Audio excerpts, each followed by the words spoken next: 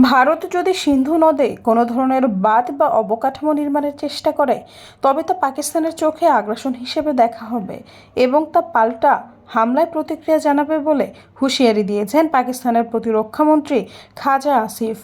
সম্প্রতি কাশ্মীরের পেহেলগাম এলাকায় পর্যটকের উপর ভয়াবহ সন্ত্রাসী হামলার জেরে ভারত পাকিস্তান সম্পর্ক তলানিতে ঠেকেছে। ওই হামলায় ২৬ জন নিহত হন।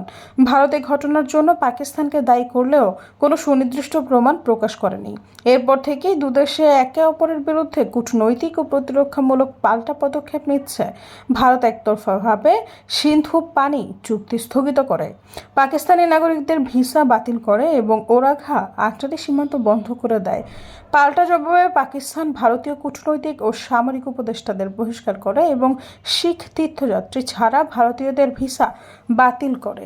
জিও নিউজের নয়া পাকিস্তান অনুষ্ঠানে খাজা আসিফ বলেন, ভারত যদি সিন্ধু নদে কোনো ধরনের কাঠামো নির্মাণের চেষ্টা করে, আমরা তা গুঁড়িয়ে দেব। এটা আমাদের জাতীয় নিরাপত্তার প্রশ্ন।